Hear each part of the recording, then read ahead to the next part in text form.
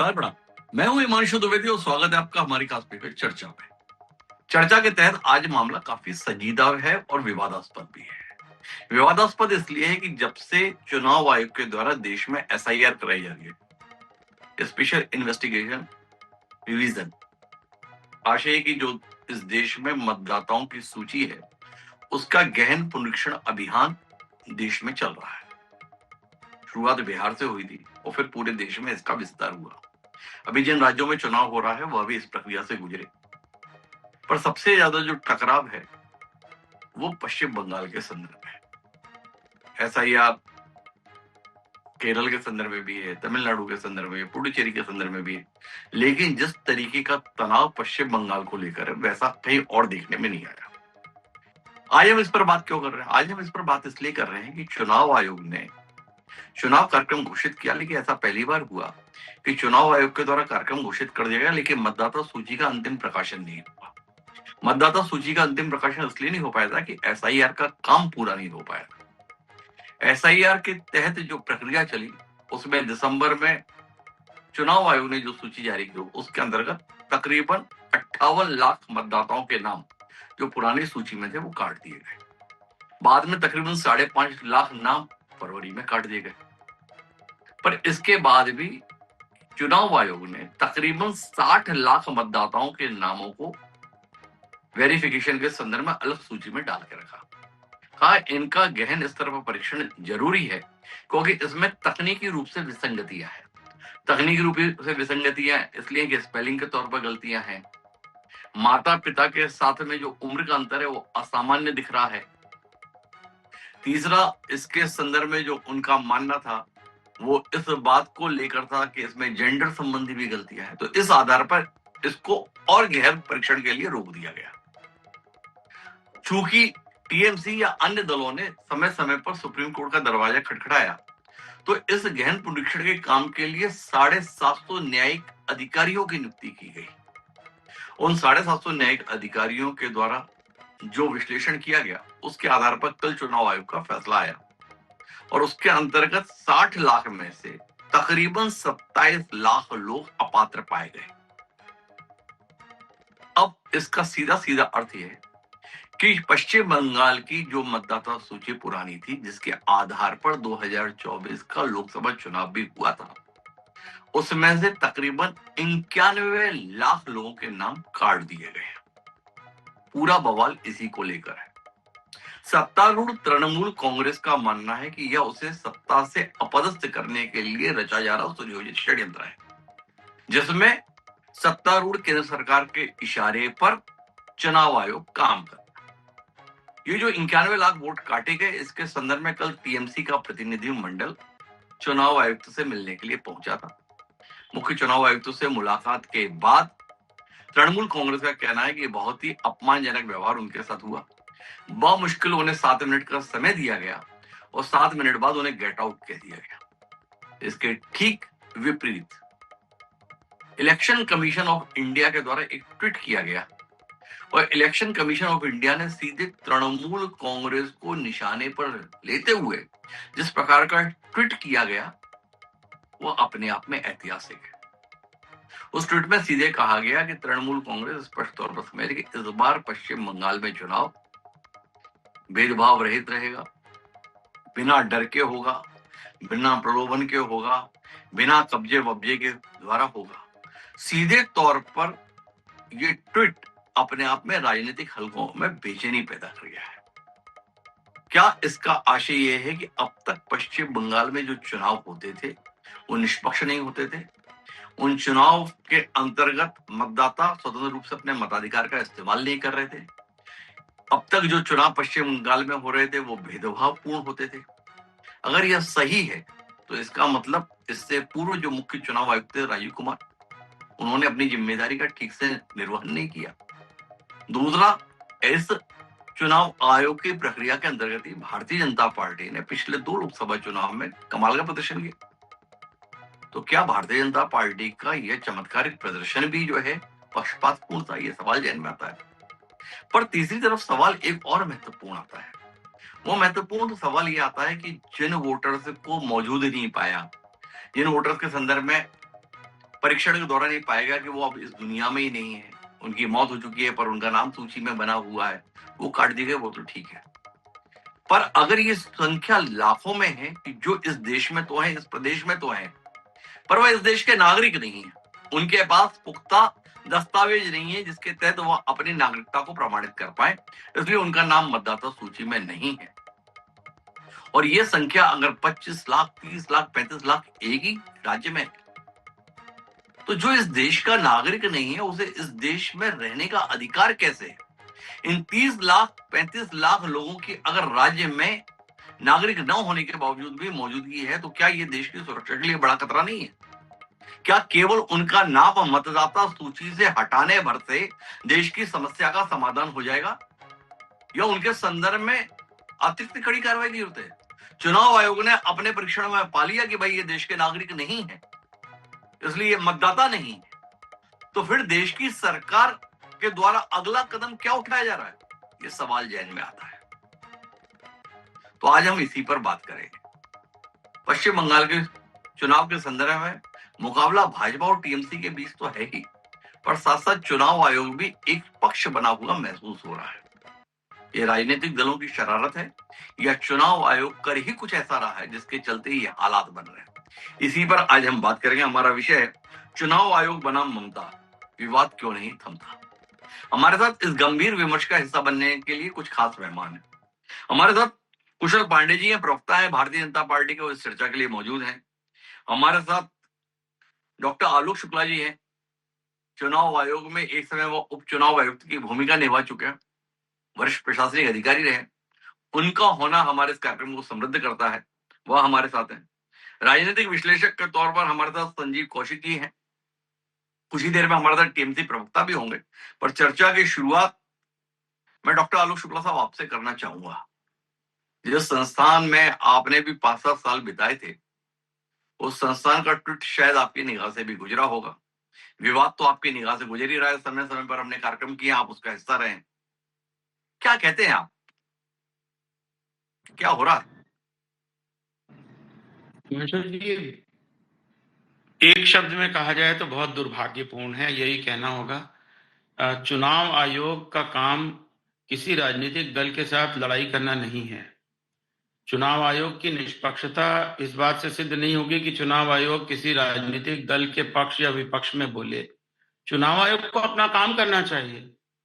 और वैसे भी चुनाव आयोग को सोशल मीडिया के माध्यम से अपनी स्थिति क्लियर करना ये तो बिल्कुल ही ठीक नहीं लगता। अगर चुनाव आयोग को लगता ही है तो फिर एक प्रेस कॉन्फ्रेंस बाकायदा करनी चाहिए जिसमें कि सवाल जवाब हो सके।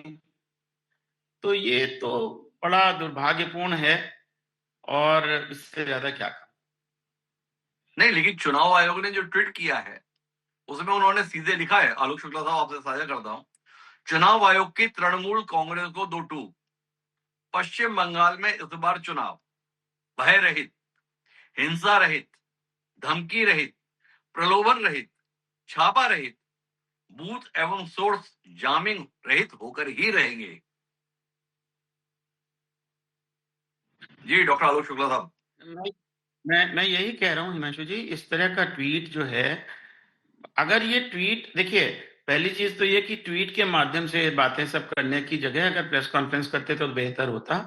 दूसरी बात ये कि अगर ये सब रहित की बात कर रहे हैं तो जी ये तो बात है ही कि लोग ये कह रहे हैं कि साहब इसका मतलब इसके पहले क्या ठीक नहीं होता था।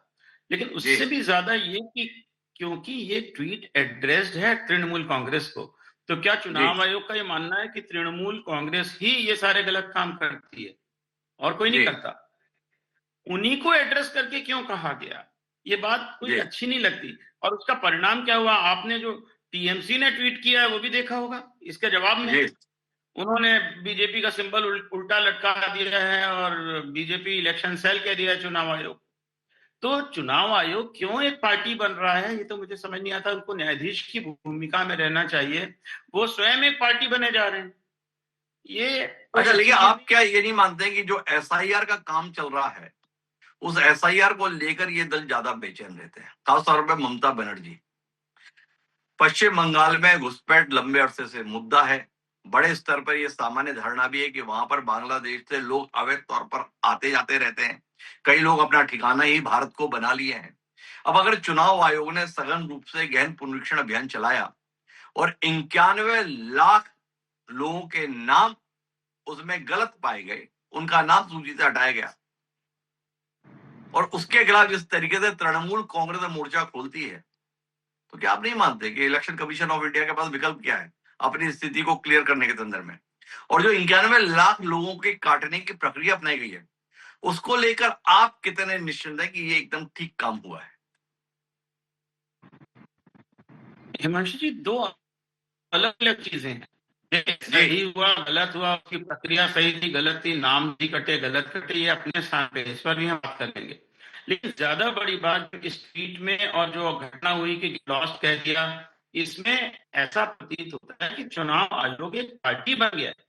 चुनाव आयोग को पार्टी नहीं बनना चाहिए। और जो आप विकल्प कह रहे हैं, अगर तृणमूल कांग्रेस बहुत ही बुरी है, बहुत ही खराब है, पूरा का पूरा इलेक्शन खराब कर रही है, तो चुनाव के पास तो बहुत सारे रास्ते हैं, बहुत सारे एक्शन ले सकती है पॉलिटिकल पार्टी के खिलाफ।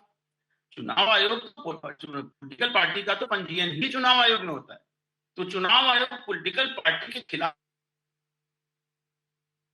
डॉक्टर आलोक शुक्ला साहब का कहना यह है कि भाई चुनाव आयोग अपने आप को इस तरीके से पार्टी क्यों बना ले रहा है?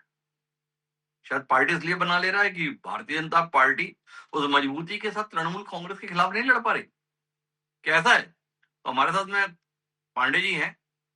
पांडे जी, क्या बात है, झगड़ा तो भाजपा और टीएमसी के बीच होना चाहिए था, आप मैदान में है नहीं क्या? जो चुनाव आयोग और ममता बनर्जी, चुनाव आयोग और टीएमसी के बीच में झगड़े को पूरा देश देख रहा है। क्या हो गया कुशल पांडे जी? ये चुनाव आयोग के खिलाफ जो मोर्चा खोल के रखी है ममता बनर्जी, जी पूरा देश देख रहा है, पश्चिम बंगाल की जनता देख रही है। जी, सबसे पहले देखिए, अपने बातों पर ये नहीं की रहती है। मूल कांग्रेस के प्रवक्ता चक्रवर्ती साहब जुड़ गए हैं। चक्रवर्ती साहब, आपका स्वागत है। और क्या कहें आपको, आपको लड़ना तो भाजपा के खिलाफ था, लड़ना आपको कांग्रेस के खिलाफ था, लड़ना आपको कम्युनिस्ट पार्टियों के खिलाफ था। ये आप तो चुनाव आयोग के पीछे ही पड़ गए, चुनाव आयोग से लड़ने में अपनी पूरी ताकत लगा दे रहे हैं। जमीन पर इन राजनीतिक दलों की आपको मौजूदगी नहीं दिख रही, इसलिए लड़ने के लिए आपको चुनाव आयोग मिल गया है। और चुनाव आयोग को भी अब आपसे ही लड़ना पड़ रहा है। कल उन्हें ट्वीट करना पड़ा आपके लिए कि तृणमूल कांग्रेस स्पष्ट तौर पर समझ ले, वो कितना भी चालें, पर इस बार पश्चिम बंगाल में चुनाव भय रहित होंगे, हिंसा रहित होंगे, पक्षपात रहित होंगे। क्या कहते हैं संजय चक्रवर्ती जी? दरअसल जो है, चुनाव आयोग के कंधे पे भाजपा बंदूक रख करके ही जो है अपना फायर कर रही है, तो क्योंकि खुद मैदान में नहीं है। इनके पिछले चुनाव में ही आप देखेंगे तो 40,000 बस्ते लगे नहीं थे इनके। तो अब क्या कर रहे हैं कि किसी तरीके से जब खुद मैदान में नहीं है तो बाहर की भीड़, बाहर का लोग लेकर के आकर के आप देखेंगे कि लाखों लोगों की संख्या में फॉर्म 6 भरवाए जा रहे हैं। तो चुनाव आयोग खुद चाहती है कि भाजपा किसी तरीके से साम दाम दंड भेद किसी तरीके से सरकार में काबिज हो जाए। तो भाजपा वैसे डायरेक्ट तो काबिज हो ही नहीं सकती। और आपने देखा होगा पिछले चुनाव, इस चुनाव में लगभग 60 लाख वोटों का फर्क था बीजेपी का और तृणमूल कांग्रेस का। इस बार 91 लाख वोट को गायब करके, ताकि सुकून से आसानी से भारतीय जनता पार्टी उसको जीत सके। ये चुनाव आयोग जो है, जब आप देख रहे हैं सुप्रीम कोर्ट की बात नहीं मान रही है, जबकि सुप्रीम कोर्ट ने यहाँ तक कहा था कि आपको जो है आधार को कंपलसरी करना पड़ेगा। तो जब आधार के उसमें जो है अगर आप वोट डालने के लिए जा रहे हैं, हम तो कहते हैं कि ट्रांसपेरेंसी करवाइए ना। सबसे अच्छी ट्रांसपेरेंसी ये होगी कि जो चुनाव में वोट डालने जाएगा एक थंब लगाइए, और लगाने के बाद जो है उसके बाद उसका वोट दोबारा से कोई वोट नहीं हो पाएगा। जैसे राशन कार्ड में जो लेने जाता है उसकी थंब लगाता है, थंब प्रेशर लगाता है, और उसके बाद जो है दोबारा वो राशन नहीं ले सकता एक उस अगले महीने के अंदर। करिए ना इतनी पारदर्शिता। क्या जरूरत है इतना SIR, ये वो मर गया, वो भाग गया, 0 नंबर मकान, और ये सब क्या जरूरत थी? काम में प्रेशर लीजिए, एकदम दूध का दूध पानी का पानी हो जाएगा। देखो चक्रवर्ती साहब, ये तो हो गया करिए करिए की बात छोड़िए, अब तो चुनाव है, वोटर लिस्ट बन गई, पहले चरण की वोटर लिस्ट फ्रीज हो गई। आपके पास कुछ बचा है या आपकी विदाई की तैयारी करें? बक्से बक्से तैयार कर रहे हो? कोई आप तो बता रहे हो कि हमारा 60 लाख वोटों का अंदर था, 91 लाख वोट कट गए। पहले ही आप आरोप लगा रहे हैं हमारे वोटर्स के वोट काटे जा रहे हैं। तो कुल मिलाकर तृणमूल कांग्रेस की पश्चिम बंगाल से विदाई सुनिश्चित हो गई क्या चक्रवर्ती साहब? तो ये है कि ये मोहर नहीं लगा है कि वो जो 60 लाख वोट पिछली बार जो हो कम हो गया था, वो इस बार फिर से भाजपा को मिलेगा। बड़ी किरकिरी करवा चुके हैं ये अपने एसआईआर के थ्रू, इसके अपने कामों के थ्रू, अपने झूठ के थ्रू, जुमलों के थ्रू। 15 लाख से अब ये गाय पे आ गए। इनके मजेदार चीज ये है कि एक मंत्री बोलता है हम सबको गाय देंगे, मुख्यमंत्री बोलता है कि हम सबको जो है गाय खाने का जो है इजाजत देंगे, तीसरा जो है बोलता है गाय तो पूर्वांचल में होता ही नहीं, वहां तो मिथुन होता है। तो गोवा में क्या होता है, वहां कर्क राशि होता है क्या गाय का नाम? तो मतलब इनको गाय को लेकर भी ये गेम खेल रहे हैं।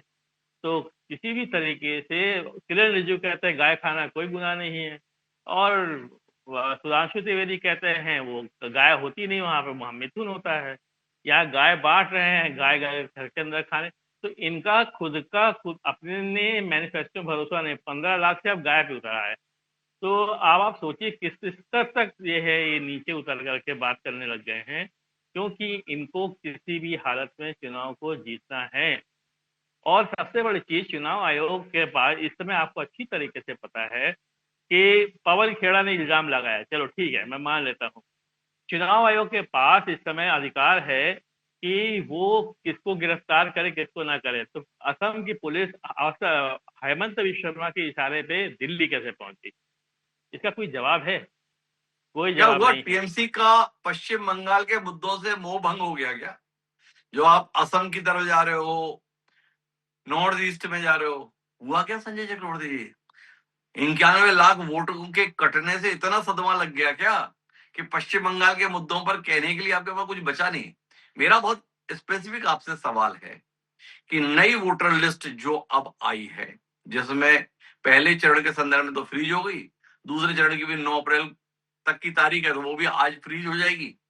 तो अब आपके पास में चुनाव जीतने की कोई संभावना है, या आप मानते हैं कि हमारे साथ खेला हो गया, अब हमारे पास में बचने का कोई रास्ता नहीं है?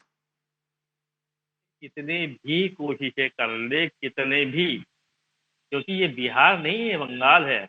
कि वहां पे उन लोगों ने सह लिया, समझ लिया, तो उन्होंने उस बिहार एक संयोग था, बंगाल एक प्रयोग है। तो ये प्रयोग किया जा रहा है और इस प्रयोग में ये कभी भी कामयाब नहीं होंगे। बंगाल की राजनीति एक डिफरेंट टाइप की राजनीति है। यहाँ जी की राजनीति, यहाँ पे आप जब शाम को आप जाए ना, शाम को किसी भी बंगाल की किसी भी चाय की दुकान में जाएंगे तो वहां पे इस तरीके से दिखाते हैं। तो इस तरह का मतलब ये है कि हाफ कप चाय, ठीक है, आधी कप चाय के लेकर के वो 2 घंटे तक पूरी चुनाव के बारे में बहस करते हैं। तो वहां जी पे जो राजनीति है लोगों के रगों में बसी हुई है। देश के हालत क्या है, देश किस तरीके की तरफ जा रहा है, कौन काम कर रहा है, कौन काम नहीं कर रहा है, विकास के नाम पे काम करती है, इसी पे ऊपर हम लोग जीतेंगे। हम तो लोग इसमें तो ने आपको बताने के लिए आपके पास कुछ है क्या? आपके यहाँ तो फैक्ट्रियां लगातार बंद हो रही हैं, केंद्र के मुकाबले महंगाई भत्ता आप अपने यहाँ के कर्मचारियों को दे नहीं पा रहे हैं, काम आपके यहाँ हो नहीं रहा है क्योंकि काम आपको करना नहीं है, ना आयुष्मान योजना में आपको शामिल होना है, ना बाकी कामों में आपको शामिल होना है। आप तो हमेशा बताते रहते हो पैसा नहीं मिल रहा, पैसा नहीं मिल रहा। तो फिर चुनाव निकालोगे कैसे? वोटर आपके पास बचे नहीं, काम आप कर पाए नहीं, पैसा आपके पास है नहीं, कैसे बात बनेगी? संजय चक्रवर्ती जी थोड़ा बताए तो फिर कुशल पांडे जी के पास जाएं, उनकी संभावनाएं पूछ लें।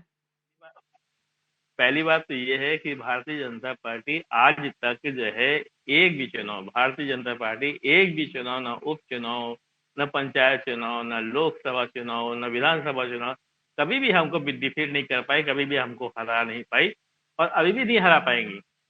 अब दिन में जो है मुंगेरी लाल के हसीन सपने देखना चाहें देखे, किसी के भी सहारे देखे, इससे हमसे कोई मतलब नहीं है।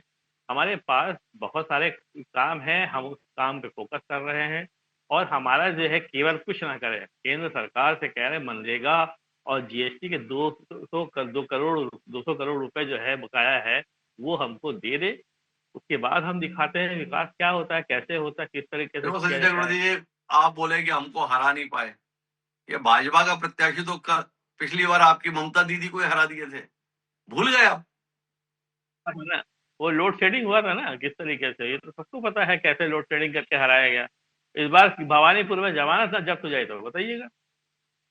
तो भवानीपुर में जमानत जब्त कराएंगे, नंदीग्राम में वापस गए नहीं ममता बहन। लेकिन मैं कुशल जी के पास आता हूँ। कुशल जी, आपसे जानना चाहता हूँ, पिछली बार आपसे बात हो नहीं पाई थी, किस बूते अपने आप को सत्ता में आने के संदर्भ में देख रहे हैं? चुनाव आयोग के बूते, अपने काम के बूते, या टीएमसी के 15 साल की एंटी इनकम्बेंसी के बूते? उम्मीद तो बहुत बांधे हुए हो आप सत्ता में आने की, पर किस भरोसे? झगड़ा जैसा चल रहा उससे लगता है कि चुनाव आयोग पे कुछ ज्यादा ही भरोसा कर बैठे हो आप। हमें बंगाल की जनता लाएगी। बंगाल की जनता तृणमूल कांग्रेस से त्रस्त हो चुकी है। जी, नारी सुरक्षा, एक महिला मुख्यमंत्री होने के बावजूद महिलाएं सुरक्षित नहीं है पश्चिम बंगाल में। बेटियां सुरक्षित नहीं है, डॉक्टर सुरक्षित नहीं है, छात्र की लॉ छात्र की स्टूडेंट सुरक्षित नहीं है। अरे खुद मुख्यमंत्री कहती है कि बेटियों से निवेदन है कि रात को 10 बजे के बाद बाहर न जाए। ये मुख्यमंत्री का कहना है। और संजय जी कह रहे थे कि कोई चुनाव इनकी मुख्यमंत्री क्यों हमारे विरोधी दल के नेता ने हराया था, ये भूल गए लग रहा है। और फिर भवानीपुर में बंगाल की जनता, भवानीपुर की जनता पुनः मुख्यमंत्री को वहां से चुनाव हराएगी। शुभेंदु अधिकारी जी भवानीपुर से चुनाव लड़ेंगे। अगर मुख्यमंत्री को अपने कामों पर इतना विश्वास था, इतना भरोसा था, तो हमारे तो विरोधी दल के नेता आज 6 महीने से 1 साल से हर मंच से कह रहे कि मैं भवानीपुर से भी चुनाव लड़ूंगा। मुख्यमंत्री क्यों नहीं कहती कि मैं भी नंदीग्राम से चुनाव लड़ूंगी, मैं भी नंदीग्राम जाऊंगी चुनाव लड़ने के लिए? उन्हें भी लड़ना चाहिए था अगर उनके अपने काम पर इतना विश्वास है, अपने बंगाल की जनता पर इतना विश्वास है। क्योंकि उन्होंने कोई काम नहीं किया। उनके मंत्री अभी मुख्यमंत्री कह रहे हैं कि मैं 294 सीट पर चुनाव मैं लड़ रही हूँ। अभिषेक बनर्जी कह रहे हैं 294 सीट पर चुनाव मैं लड़ रहा हूँ। लेकिन जब कई सीटों पर जब मंत्री घोटाले करते हैं तो मुख्यमंत्री हाथ झाड़ के खड़ी क्यों हो जाती हैं कि उन्हें अरेस्ट करो, उन्हें अरेस्ट करो? तब ये नहीं कहती है कि मैं प्रत्याशी तो मैं थी, चुनाव तो मैं जीती, मुझे अरेस्ट करके ले चलो, गलती हमारी है, तब तो नहीं कहती है। देखिए बंगाल की जनता, मैं टीएमसी की जो प्रवक्ता साहब है मैं उन्हें बता देना चाहता हूँ कि जो कह रहे हैं ना कि मुंगेरी लाल के हसीन सपने, अब ये लोग मुंगेरी लाल के हसीन सपने देखने लगे हैं।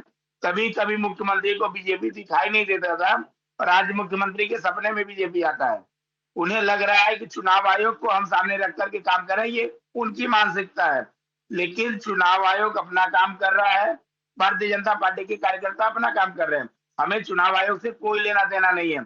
हमें जो यही चाहते हैं कि जो भारतीय हैं, जो वैध वोटर है, वो उनको वोट डालने का अधिकार होना चाहिए। लेकिन जो अवैध वोटर है, जो बांग्लादेशी है, जो रोहिंग्या है, उससे मुख्यमंत्री क्या, मुख्यमंत्री की कई पुस्त भी चालेंगे तो वोट नहीं डाल पाएंगे। और मुख्यमंत्री इसीलिए घबराई हुई है क्योंकि उन्हीं के बदौलत वो चुनाव जीतते हुए आ रही थी। मृत अच्छा एक वोटर बात के बताओ कुशल जी, ये जो 27-28 लाख लोगों को आपके चुनाव आयोग ने वोटर होने के लायक नहीं पाया, पर वो इस देश में रह रहे हैं, बंगाल में रह रहे हैं, इन 28 लाख लोगों का भविष्य क्या है? देखिए 27 लाख वोटर जो अभी भी जुडिशियल में है, देखिए कई जो लोगों से हमारी भी बात है, हमारे भी क्षेत्र में ऐसा है कि इन्हीं के किसी के पिताजी का नाम में कोई अक्षर है, किसी के पिताजी का नाम 2003 में मतलब कोई कुमार या दास या चौधरी कुछ मिसअंडरस्टैंडिंग हुआ है जिसकी वजह से नाम नहीं आ पाया है। तो वो चुनाव आयोग भी कहा है कि अगर उनका डॉक्यूमेंट सही मिला हमें तो भी वोट डाल पाएंगे, उनका भी अधिकार है। मैं अभी भी कह रहा हूँ कि जो भारतीय हैं, भारतीय नागरिक है, उनका वोट डालने का अधिकार है। मोहम्मद, और वोट मतलब अपनी सुविधा से आप क्या मानते हो, चुनाव आयोग ने एकदम पारदर्शी तरीके से सूची तैयार कर दी है और उस सूची में 28 लाख लोग जो जिंदा हैं पर इस देश में वोटर होने के लायक नहीं है, उन 28 लाख लोगों का भविष्य क्या है?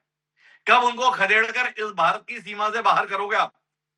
देश में तो आपकी सरकार है, आपको पता चल गया ये 28 लाख लोग अवैध हैं। इन 28 लाख लोगों के संदर्भ में देश की ताकतवर केंद्र सरकार क्या करेगी? कुशल जी, आप तो उनकी वैधता के कागज तलाशने की बात कर रहे हो, वो हम ढूंढेंगे उनके कागज, कैसे उनको वैध करार दें चुनाव के बाद। हिमांशु जी, जी, अभी भी उनको अवैध नहीं बोला गया है जो वोटर हैं, उनको जुडिशियल में रखा गया, अवैध नहीं है वो। क्या चुनाव आयोग ये निर्णय ले चुका है? क्या चुनाव आयोग हाँ, निर्णय ले तो लिया भाई, 32 लाख लोगों को वैध करार दिया, 60 लाख लोगों को रोका था ना इस सिस्टम के अंतर्गत। 32,40,000 के संदर्भ में ये फैसला है, 27,60,000 के संदर्भ में दूसरा फैसला है। भाई इनको नहीं पाया पात्र, तभी तो नाम हटाया गया। ये तो ये भारतीय नहीं है, ये नहीं बोला गया ना कि भारतीय नहीं है। ये तो भारतीय होते हुए भी उन्हें वोट नहीं डालने दोगे, ये अधिकार कैसे हो गया? किसी कारण अगर उनका नाम नहीं आया है तो उनका नाम पुनः आएगा, उनका नाम पुनः आएगा। ऐसा बात नहीं उनका नाम हमेशा के लिए कट जाएगा। ये डॉक्यूमेंट उनका जाएगा, डॉक्यूमेंट का इंक्वायरी होगा, चेकिंग, और उनका नाम आएगा। और जो ये डॉक्यूमेंट का वेरिफिकेशन करोगे, संदिग्ध पाए थे इसलिए तो सूची में डाला संदिग्ध की, संदिग्ध का फैसला हो गया, ये जायज है, ये नाजायज है। तो अब आप सत्ता में आ जाओगे तो उन्हें जायज कर दोगे। देखिए, हम सत्ता में आ जाएंगे उनको जायज कर देंगे, ऐसा नहीं। जायज चुनाव आयोग करेगा, नाजायज चुनाव आयोग करेगा। भारतीय जनता पार्टी के कार्यकर्ता चुनाव आयोग के अधिकारी नहीं है, या चुनाव आयोग भारतीय जनता पार्टी के कार्यकर्ता नहीं है। ये काम चुनाव आयोग का है। चुनाव आयोग अपना काम बहुत अच्छे तरीके से कर रही है। जिन लोगों से जो डॉक्यूमेंट मांगा जा रहा है किया है, कुशल जी उसे कितना जायज मानते हैं आप एक राजनीतिक दल के प्रवक्ता होने के नाते? चुनाव आयोग ने सीधे एक पार्टी को निशाने पर लेते हुए कहा, तृणमूल कांग्रेस स्पष्ट तौर पर समझ ले अब ऐसा नहीं होगा। तो अभी तो 2024 में लोकसभा चुनाव हुआ था, 18 सीटें जीते आप, कैसे जीते भाई? 2024 में हम लोगों ने 12 सीट जीते थे, 2019 में 18 सीट जीते थे हम लोग जी। तो 12 सीट कैसे जीत गए? 2024 में सीटें हमने 12 जीती है, लेकिन वोट परसेंटेज हमारा बढ़ा है। वोट परसेंटेज हमारा 2024 में 2021 के दरमियान हमारा वोट परसेंटेज बढ़ा, भले हमारा सीट कम हुआ है। ठीक उसी चुनाव तो पक्षपात पूर्ण था, ऐसा लग रहा है चुनाव आयोग के स्टेटमेंट से। ये पक्षपात पूर्ण चुनाव में आपके वोट कैसे बढ़ गए? धांधली आप ही किए थे क्या? देखिए, धांधली कौन करता है ये पूरा बंगाल देखता है, पूरे भारत की जनता देखती है कि धांधली किस प्रकार से तृणमूल कांग्रेस करती है और किस प्रकार से सत्ता में आने के लिए किसी भी हद तक जा सकती है तृणमूल कांग्रेस। चाहे बांग्लादेशियों का डुप्लीकेट वोटर बना करके क्यों ना हो, चाहे बूथ लूट करके क्यों ना हो, चाहे 300 से 350 भाजपा के कार्यकर्ताओं को मौत के घाट उतार देने के बाद भी उन्हें सत्ता चाहिए। हम लोग सत्ता अच्छा, एक बात बताओ कुशल जी, धांधली टीएमसी करती है, वोट परसेंटेज आपका बढ़ गया, मतलब भाजपा का, ये कैसे हुआ कमाल? क्योंकि बंगाल की जनता चाह रही है भारतीय जनता पार्टी को। बंगाल की जनमानस चाहती है कि बंगाल में डबल इंजन की सरकार बने। बंगाल की जनता चाहती है कि बंगाल को मोदी जी के हाथों में दिया जाए। जिस तरह से 15 सालों से मुख्यमंत्री के हाथों बंगाल विनाश की तरफ जा रहा है, बंगाल की जनता चाहती है कि बंगाल विकास की तरफ जाए और नरेंद्र मोदी जी के हाथों में बंगाल जाए, उन्हीं के हाथों में बंगाल मजबूत होगा। कमाल की बात है संजीव कौशिक जी, आप ही थोड़ा समझाओ ना। बंगाल जो है विनाश की ओर जा रहा है 15 साल में। 10 साल पहले चुनाव हुआ था तो 200 से ज्यादा सीटें दी थी टीएमसी को। विनाश की ओर जा रहा है बंगाल, ये कुशल पांडे जी हमें बता रहे हैं। सीटें टीएमसी की बढ़ गई, ये हम समझ नहीं पा रहे हैं। फिर अभी कुशल पांडे जी भाजपा के सम्मानित प्रवक्ता है, वो बताए ये धांधली कर दी है टीएमसी, और फिर वो हमें साथ में बताए पिछले लोकसभा चुनाव में हमारा वोट परसेंटेज बढ़ गया। धांधली टीएमसी ने की, वोट परसेंटेज भाजपा का बढ़ गया। हम तो समझ नहीं पाए संजीव कौशिक, पर आप तो कुशल राजनीतिक विश्लेषक हैं, वरिष्ठ पत्रकार हैं, थोड़ा समझाइए ना हमें भी और हमारे दर्शकों को भी।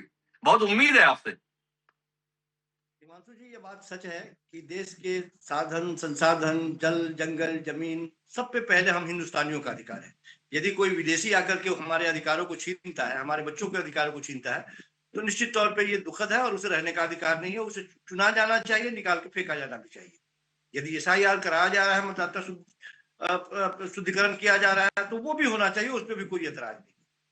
लेकिन जो काम करने के तरीके हैं इलेक्शन कमीशन के, हमें ये कहने में कोई गुरेज नहीं है कि बेईमानी से अब बदतमीजी पे उतर गई है इलेक्शन कमीशन। राजनीतिक दलों के मुखिया यदि जाते हैं और किसी तरह का आरोप, टीएमसी की बात यदि हम खास करके कर ले, जिसका जिक्र आपने शुरुआती दौर में कहा, टीएमसी लगातार ये कहती चली आई कि हमारे वोटरों के नाम वो काट रहे हैं। भारतीय जनता पार्टी जब पक्ष में उतरती है वोटरों के नाम काटने के, तो खुलेआम टीएमसी कहती है कि ये हमारे वोटर हैं जिनके नाम काटने पर ये अभी जश्न मना रहे हैं या उसको बचाने का प्रयास कर रहे हैं। लेकिन एक दूसरी राष्ट्रीय स्तर की पार्टी है, उसके नेता जाते हैं, सांसद जाते हैं, सोमवार को एक पत्र देकर के समय मांगा जाता है इलेक्शन कमीशन से, मंगलवार को उनको कहा जाता है कि आप बुधवार को आइए। जाते हैं, 4 सदस्यीय सांसद के साथ टीम जाती है, जिसमें डेरेक ओब्रायन होते हैं, साकेत भोसले होते हैं, मेनका गुरुस्वामी होती है और सागरिका घोष होती है। 7 मिनट का समय दिया जाता है और जानते हैं उसके बाद में इलेक्शन कमीशन उनको क्या कहता है, गेट लॉस्ट, दफा हो जाओ यहां से। ये इलेक्शन कमीशन की भाषा है। किसने दे दिया ये इलेक्शन कमीशन को इस भाषा में बात करने का? कहां से बोल रहा है इलेक्शन कमीशन इस तरह की भाषा? साफ दिखाई देता है कि इलेक्शन कमीशन अब वही हाथ में डंडा दे दीजिए।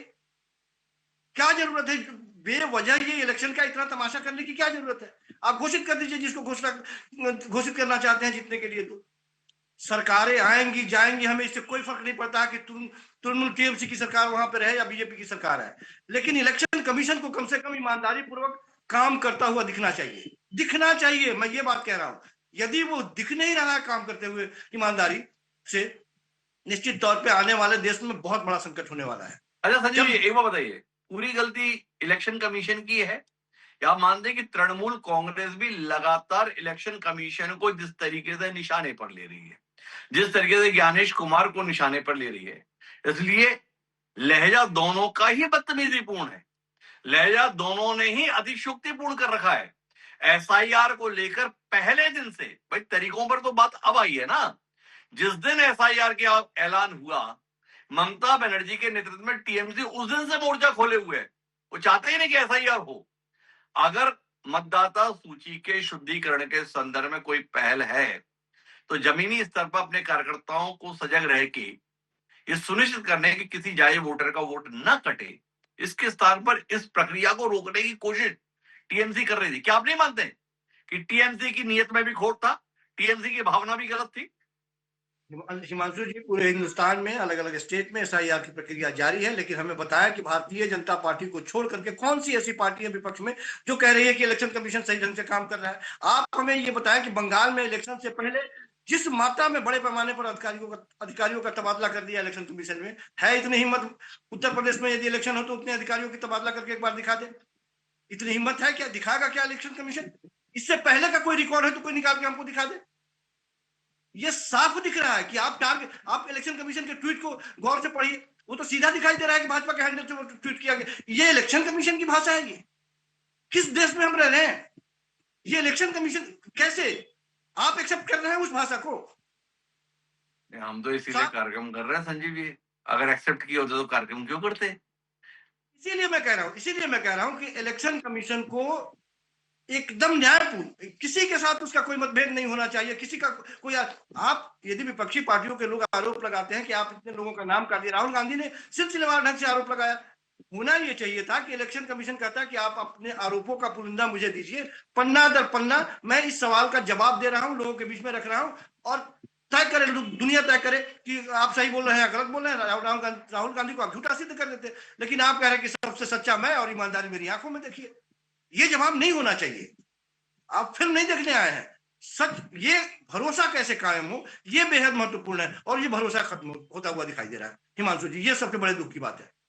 लेकिन इसके साथ साथ एक आकलन और चाहिए, 91 लाख वोटों के कटने के बाद पश्चिम बंगाल के चुनाव परिणाम को लेकर संजीव कौशिक जैसे राजनीतिक विश्लेषक का आकलन। देखिए हिमांशु जी, सच बात यह है कि इतनी मात्रा में यदि वोटों को काटा जाए और जानबूझ करके ये विपक्षी पार्टी, यदि वहां की सरकार यदि ये बात आरोप लगाती है और लगातार कह रही है कि नहीं लोगों के नाम काटे गए, हमने देखा कि किस तरह से देश के सर्वोच्च अदालत में मरे हुए लोगों को, जिसकी सूची में नाम काट दी गई थी, मरा हुआ घोषित कर दिया गया था, उसको विपक्षी पार्टियों ने खड़ा कर दिया। और यहाँ तो जब लाखों लोगों को, 91 लाख की बात की जा रही है, जाहिर सी बात है कि इसका प्रभाव पड़ेगा। और ममता बनर्जी ऐसे ही नहीं बौखलाई हुई हैं किसी भी स्टेट में जहां की सरकार हो। यदि ईमानदारी से, मैंने फिर कहा कि आप बताइए ना कितने लोगों को आपने पकड़ लिया, कितने बांग्लादेशी हैं, कितने उसमें रोहिंग्या है, एक आंकड़ा जारी कर दीजिए, निकाल के फेंकिए, सारे लोग जश्न मनाएंगे, हम भी जश्न मनाएंगे, कोई प्रश्न ही नहीं रहेगा इसके बाद में। लेकिन कोई प्रश्न ही नहीं रहेगा, लेकिन इसका फर्क तो पड़ेगा, ये कहना है संजीव कौशिक जी का। मुझे आना है डॉक्टर आलोक शुक्ला जी के पास, लेकिन कुशल जी कुछ हस्तक्षेप करना चाह रहे थे संजीव जी की बातों पर। भारतीय जनता पार्टी के सुधीर प्रवक्ता है कुशल पांडे जी। जी पांडे जी, क्या ऐसा कह दिया संजीव कौशिक जी ने जिसने आपको अपना मौन तोड़ने के लिए बाध्य कर दिया? देखिए, संजीव जी राजनीतिक विशेषज्ञ हैं कि तृणमूल कांग्रेस के प्रवक्ता, मुझे थोड़ा समझने में ये लग रहा है, क्योंकि जी जो जी चुनाव आयोग के खिलाफ, चुनाव आयोग अगर इन्हें लग रहा है कि तृणमूल कांग्रेस के खिलाफ में काम करी, वो दिख रहा है, लेकिन जो तृणमूल कांग्रेस के कार्यकर्ता एक आईएएस ऑफिसर चुनाव आयोग के अधिकारी के ऊपर में जूता फेंक रहे हैं, काला झंडा दिखा रहे हैं, वो इन्हें नहीं दिख रहा है। जो बंगाल में जज अपनी सुरक्षा मांग रही है इनके कार्यकर्ताओं से, ये बंगाल, ये इन्हें नहीं दिख रहा है। चुनाव आयोग वही काम कर रहा है जो चुनाव आयोग को काम करना चाहिए। चुनाव आयोग एकदम सही तरीके से बंगाल में काम कर रही है। तकलीफ मुख्यमंत्री को हो रही है, उनके कार्यकर्ताओं को इसलिए हो रही है क्योंकि उन्हें मालूम है कि इनका वोट बैंक खत्म हो रहा है, बंगाल की जनता उन्हें नकार रही है। अच्छा, आप एक बात बताइए, हर जी जगह हर योजना का, चाहे कोई भी केंद्र सरकार की तरफ से योजना हो, पूरे भारत में सबसे पहला विरोध कोई करता है तो इस राज्य की मुख्यमंत्री। सीए का सबसे बड़ा विरोध कौन करता है? इस राज्य की मुख्यमंत्री और एक समुदाय के लोग। बस चला दिया जाता है, ट्रेन चला दिया जाता है, लेकिन एक कार्यकर्ता तृणमूल कांग्रेस का गिरफ्तार नहीं होता है।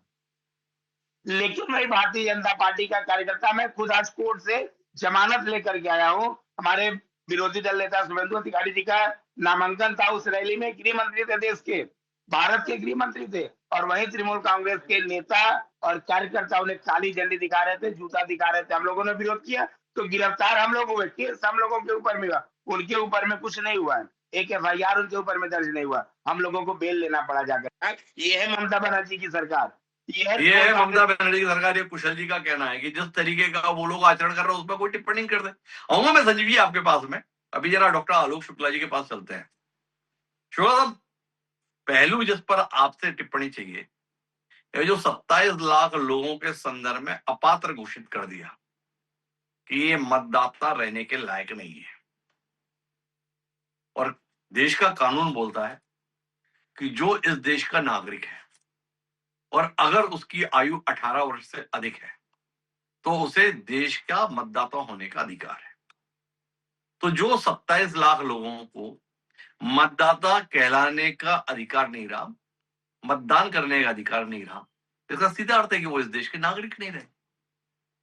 तो आप तो रहे हैं प्रशासनिक अधिकारी बड़े, तो इन 27 लाख लोगों का भविष्य क्या है? इन्हें कितने दिन तक इस देश में रहने की इजाजत है, और इन्हें कितने दिन में आप लोग, अगर आप अभी सेवा में होते तो कितने दिन में देश की सीमा से बाहर खदेड़ देते? थोड़ा इसके विषय में बताइए ना, बहुत उत्कंठा है मुझे उन 27 लाख लोगों के खदेड़े जाने को लेकर। आपने जो सवाल पूछा है उसके बारे में बड़ी सीधी सी बात है। देखिए, अभी भारतीय जनता पार्टी के प्रवक्ता महोदय भी ये बात कह रहे थे कि चुनाव आयोग ने ये नहीं कहा है कि ये लोग देश के नागरिक नहीं है। बहुत सारे कारण बता दिए हैं। मैं खाली ये चीज कहना चाहता हूं कि जब तक कम से कम मैं चुनाव आयोग में था, चुनाव आयोग का हमेशा ये होता था कि इलेक्शन की घोषणा के बाद हम किसी का नाम काटेंगे नहीं, जोड़ सकते हैं, अगर कोई छूट रहा है तो जोड़ देंगे, काटेंगे नहीं।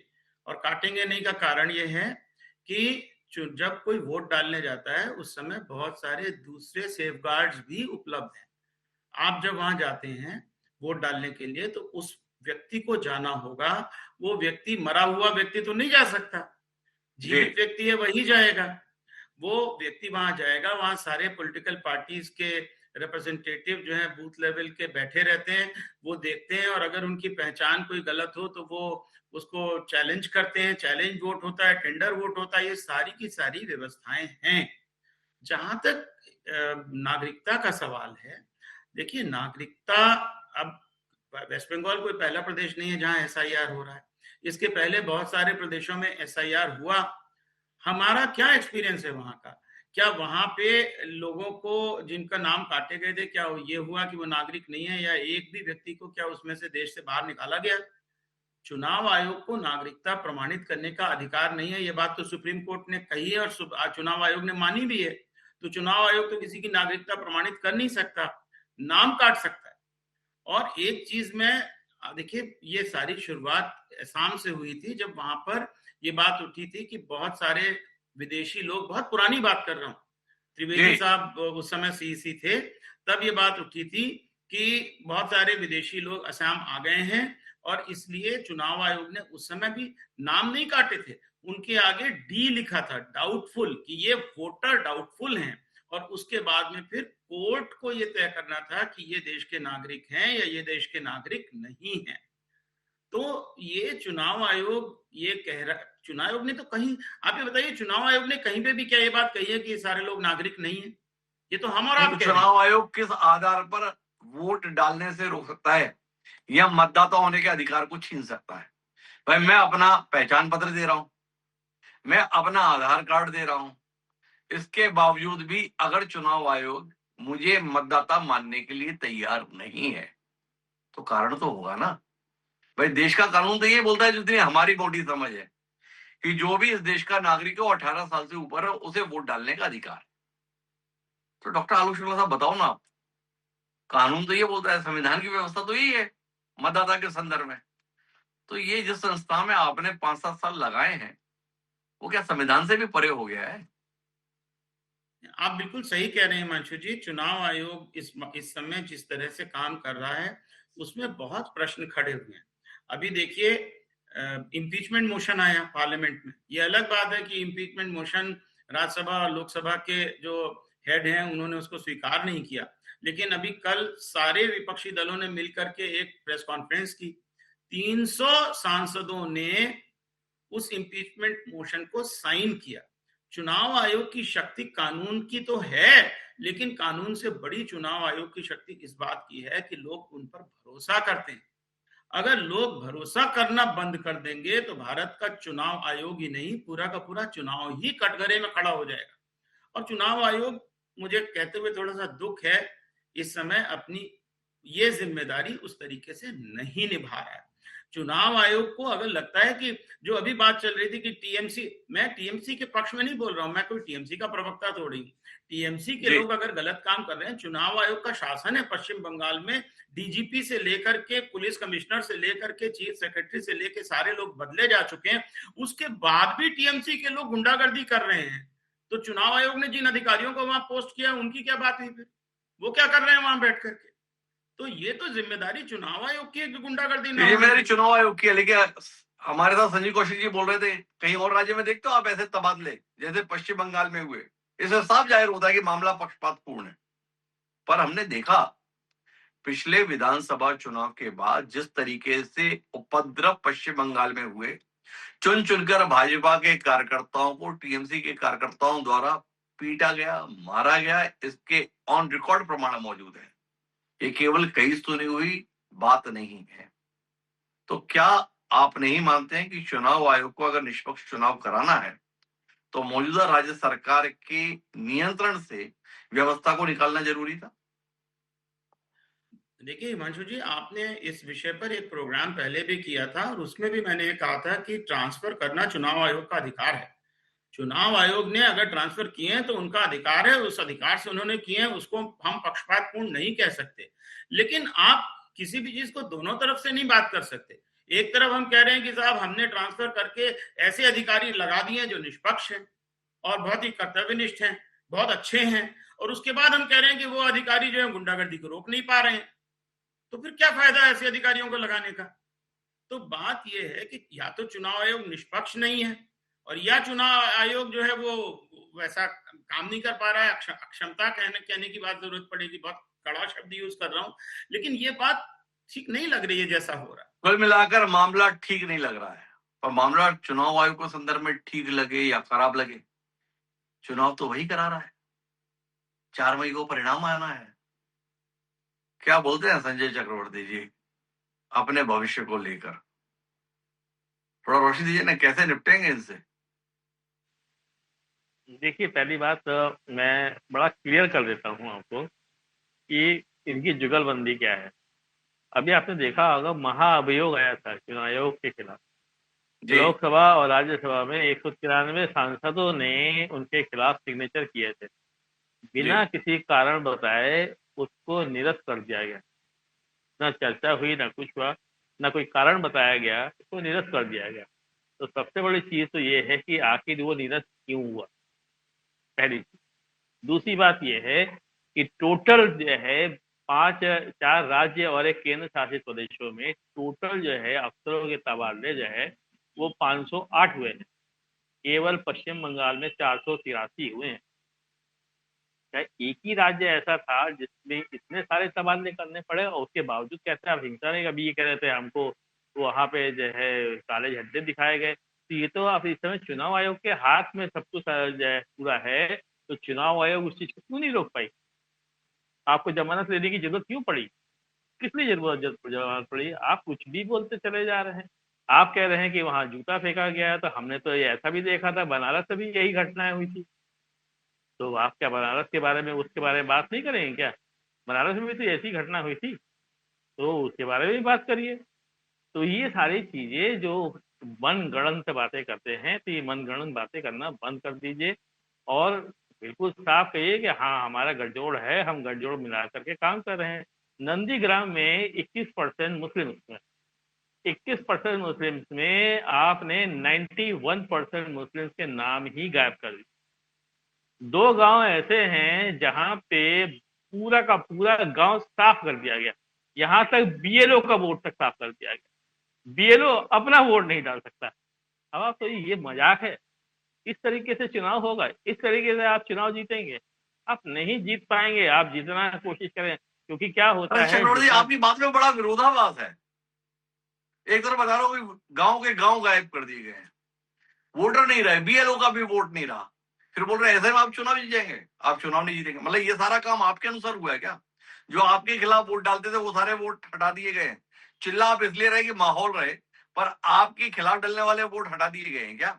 अन्यथा आपको तो कह दिया ऐसे में हम चुनाव कैसे जीतेंगे, हमारे तो सारे वोटरों के नाम काट दिए गए। आप दो तरफा बातें क्यों कर रहे हो चक्रवर्ती साहब? थोड़ा समझना मुश्किल हो रहा, समझाओ ना। कह रहा हूँ अभी अभी वो जो है पूर्व चुनाव आयोग बैठे हुए हैं, उन्होंने बिल्कुल साफ बात कही, बड़ा अच्छा लगा उन्होंने कि चुनाव आयोग के पास नाम काटने का अधिकार नहीं है। उस समय पहले ही सबसे पहले शुभेंदु अधिकारी का स्टेटमेंट आता है कि 1,20,00,000 घुसपैठिए हैं।